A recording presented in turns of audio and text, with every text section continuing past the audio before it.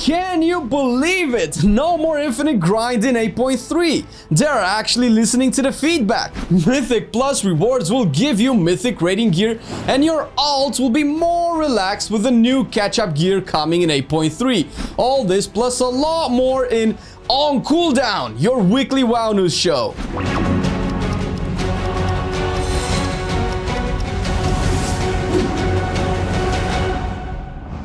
Last episode, we talked about the infinite essence that would come in 8.3 and the fact that we don't like it. We didn't like it in Legion with Concordance, and we didn't like the prospect of it coming in BFA. And you can bet your ass they got the message when the BlizzCon audience booed the fuck out of Ian when he addressed the AP grind. Well, my friend, they are officially scrapping that bullshit, and if this is not a clear sign of them actually listening and implementing the feedback from us, then I don't know what is. Now, you can still level your Heart of Azeroth past level 80 if you want to. They aren't completely stopping that, so in a sense, the hamster wheel is still there. However, there is a more impactful item to be added in 8.3 that will drop from doing the actual content from the patch. Normal to Mythic rating in Nyalotha, only from the Zot, or from fully completing a horrific vision with at least one mask on. Although it doesn't have a name yet, this item will help add more corruption resistance to your legendary cloak, which will be very important in patch 8.3 because it will enable you to equip more and more corrupted gear. And let's be real here, it's actually refreshing to be able to grind for something in the major content of the game rather than spamming goddamn island expeditions and emissary quests. Truth be told, you will still be able to level your neck past 80, and make no mistake, some min-max folks will surely go for it. As you well know, the item level on your neck will raise its stats, thus bigger numbers and damages and healingness. That aside, it is yet again another step in the right direction, and you should thank yourself for that, especially if you voiced your disagreement in comments, Reddits, forums, etc. And the good news keeps on coming. On top of them putting a break to the hamster wheel gameplay, in patch 8.3 you will get incentivized to do even harder Mythic Plus dungeons. And you know why? Because the rewards will be a lot better if you complete 1 plus 15 dungeons, as at the end of it you will receive a 465 eye level gear, which is 5 eye levels higher than the heroic raid drop. And on your weekly chest, a shiny 475 eye level piece will be waiting for you, and that is on par with Mythic rating gear. The thing is, this is a good change to get people to push even harder content, and I strongly believe that our current weekly Mythic 10 runs will be the new Mythic 15 runs in 8.3. But this doesn't change the fact that it's still a goddamn slot machine when walking up to the chest of disappointment, and what do you know? Now I'm getting 475 bracers 3 weeks in a row on all my alts. I just don't like this weekly chest system, okay? And I know we should be focusing on solutions here, but don't worry, we're working on some. Bottom line, both the drop of the infinite essence and the increase in the Mythic Plus rewards are very welcome, and it should make you even more confident that Shadowlands will be a lot better if they keep this attitude on measuring player reaction and feedback. Now we just need some PvP vendors and we Gucci, Ian. Hello dear viewer, I just want to say that this video is not made for kids. I am a scary orc news anchor. I have green screen and big arms and pointy tusks and a scary voice, so no kid should ever watch me. Alright, nice job there, Orc. Now get the fuck out of here. I have some 8.3 things to talk about. If you're playing a healer, I hope you like surprises. Oh yeah, no, not the good kind, clearly. Blizzard has posted an update on healer changes in 8.3, and I'm saying changes to avoid saying nerfs. The healers have been nerfed. All of them, except Resto Shamans have received nerfs. And no, Resto Shamans did not receive buffs in exchange. Let's take them one by one. Mistweaver has had its Rising Mist buff rolled back to a 33% increase after it was bumped to 66% increase. It's not a nerf per se from all points of view, since it's still more than what we have on live, and the bonus extension to the heals have not been touched. So will this be enough to see fist weaving back? Well, I hope so, because I love saying fist weaving. And no, you dirty mind, I'm not talking about that. Ew. The second nerf, comes to Holy Paladin. The nerf is actually to the Glimmer trait, reducing its healing by 12%. The initial look at the number still sets Glimmer as the best option to take, although this could change later on in the patch when more gear and corrupted items come into play. Discipline Priest has also received some changes, and now we can see a pattern because, again, these are nerfs. Purge the Wicked and Solace have had their damage reduced by 10%, while Shadow Word Pain has had its by 9%. And when I said pattern, I meant the top-rated healers that we can argue were OP or not have been tuned down. This isn't a surprise for anyone playing these specs at a high-end Mythic rating, but one has to wonder, how will they fare in Mythic Plus? Because in Mythic Plus, both Holy and Discipline were far from the top contender, which is Druid, and now the raid nerfs affect them in Mythic Plus as well. And speaking of Druid, Resto has had its Mastery Healing bonus reduced by 9%, while the High Noon traits damage reduced by 34% only for Resto, mind you. Again, this had to happen eventually since Resto was dominating Mythics just as Paladin and Discipline were dominating the raiding in terms of healing. And just as Paladin and Priest, Druid was far from the top healer in raids, and with these changes, nerfs, where does that leave the spec Nyalotha? Oh, and Condensed Life Force has been nerfed a bit, and maybe we can rejoice a little because everyone and their mother have been using this in raids, and we could all appreciate a little variety. All of these are still subject to change, not to mention the new weapons we are getting all have certain effects that are supposed to boost you in some way, as well as debuff you, of course. Said debuffs have been updated on the PTR as well. The Corrupted Zone has received a new animation to make it easier to notice and is currently confirmed to be the debuff that starts at 20 corruption. At 40 corruption, we get the Grand Delusions, which spawns the little lad that was trucking people so far, but the damage has been tuned down for the moment. A new corruption has also been introduced at 60 called Cascading Disaster, where if the thing from beyond from the level 40 corruption actually gets to hit you, you'll be affected by both Grasping Tendrils, that starts at level 1 normally, and the Corrupted Zone. This is an interesting one since potentially you can negate it by not being hit if simply being able to sit at 40 or more corruption is a viable thing. The last debuff that increases the damage taken and reduces healing received has been moved to 80 corruption, which I think was one of the deadlier ones, so yeah, might not ever have to worry about it. We also talked last week about all the corrupted weapons and how we haven't seen them all in the game, and lo and behold, we have 5 more, and at this rate we are likely to have all the arsenal in Nyalotha have some cool effect to it. And as a confirmation, no, crafted gear will not roll corrupted, meaning no negative effect but no benefits either, which I'm not sure if it's a good or bad thing, but I'm leaning towards bad at the moment because professions are boring already and this change is not interesting to them at all. Well, what do you know? In patch 8.3 we get to have catch-up gear for our alts. This will be in the form of tokens that will drop from mobs within the N'Zoth invasions in Uldum and Vale of Eternal Blossoms respectively. If you get one of these tokens, upon activating it, you get the chance to open up either an Azurite piece or other armor type depending on the token you have. These items will be a guaranteed 400 item level, and to be honest, the Mythic Plus runs and Mythic chests will still outshine this.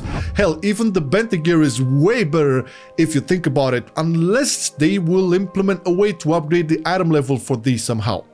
That being said, I guess some folks don't really want to do Mythic Plus runs, and for those, these new tokens can be a really good option of starting their alts. I mean, sure, gear is important, but we all know that gear isn't the main issue for alts in this expansion or patch. It's the goddamn essences, man. And yeah, the rep requirements will drop, but come on, man, 8.3 should have them account-wide at some point. Don't you agree?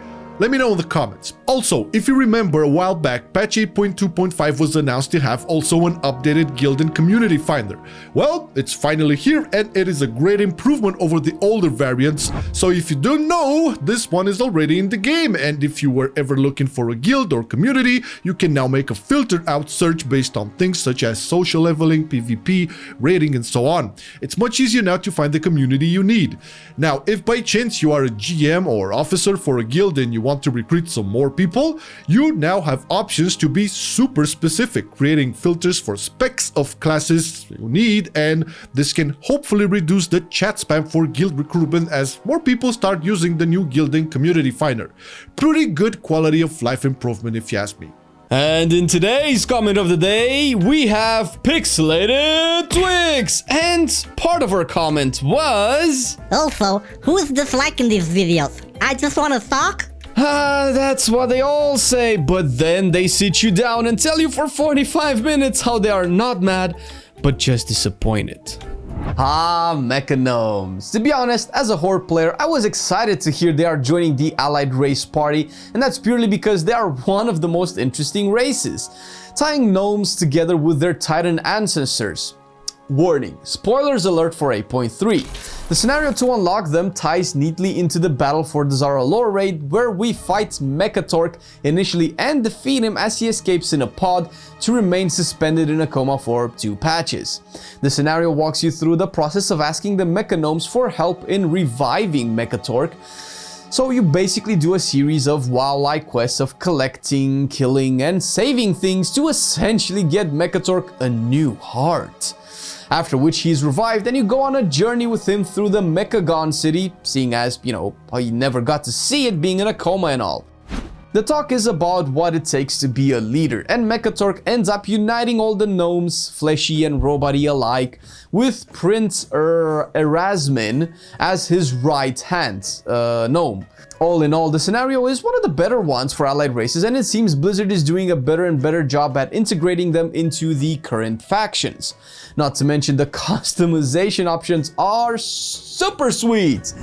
The Vulpera scenario, on the other hand, is on a bit on the comedic side, which is not to say it's bad by any means. Essentially, Vulpera apply for the Horde, but get declined by Bane because their resume needs some work. So you get to help Kiro and the rest of the Vulpera solve problems that are affecting the Horde leaders from the Council by traveling to different parts of the world. After all is said and done, Bane admits he might have just glanced over the resume, takes another look, and accepts the Vulpera as valid candidates and members of the Horde. All is well that ends well. Alright, so, you don't like doing Mythic plus dungeons and shit? Well, we have ketchup and mustard. Ketchup, yeah. Ketchup gear for alts in 8.3. I covered the subject a bit, but I think we can go a little bit more, at least on the philosophy of this.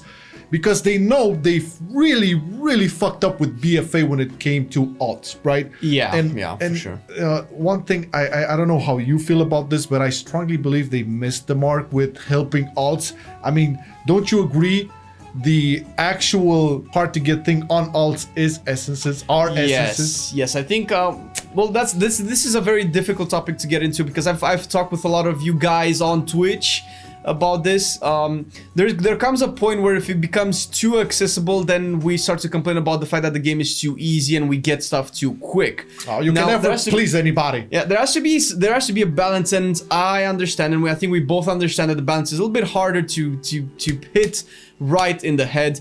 I think like what they're trying to do with the essences is a good way to do with alts, especially in the current state of the game, where if you got you can get all the essences at one lower level of reputation. They're doing that, but for instance, if you get exalted with your main, maybe you need one less level of rep on your alts to get the same reward. You're trying to give them the benefit of the doubt, but let's talk about Blood of the Enemy for a bit, shall we? Yeah, no, that is my personal issue, and I've already said this. I don't have a problem that you have to farm for it. I have a problem that the content that you have to farm for it doesn't really help you progress in any way. It's the farming part is okay, but when you have 2 or 3 alts, because hey, the expansion was made that way and you got bored pretty fast of your main, you wanted a new alt. They said this is how BFA worked. Anyways, I think the biggest news this week is that they listen to the players, man. Yeah, there's definitely starting to be, it's a little bit more proactive on this end. So no more infinite essence. So feel free, guys, to give as much feedback, and feedback. When we say feedback, we don't mean it's shit, fix it. That's not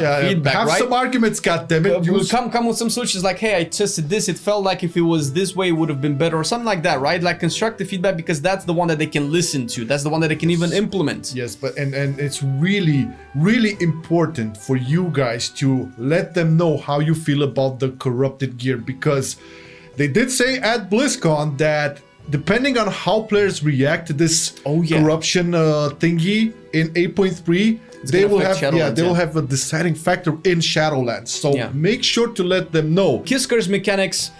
They make sense in 8.3. Kiss.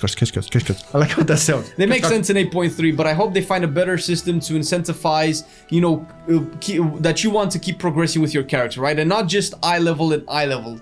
I like the corruption way, but I want something similar, but not the exact same thing for Shadowlands. Well, it's, I mean, the thing with the item that will drop, that you will be able to augment your cloak, a legendary cloak, to be able to add more corruption resistance. That's really good. That's mean that somewhere along the line of 8.3, you'll basically be able to use all of that corrupted gear only with the benefits, so to say. So that's always good.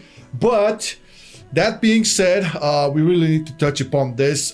Guys, from the Monday video up until now, we got a lot of support, and I don't know how much of you who are watching right now are looking at our stuff for the guides or for this show or for both. Maybe it's your first time watching us, but thank you so much to each and every one of you.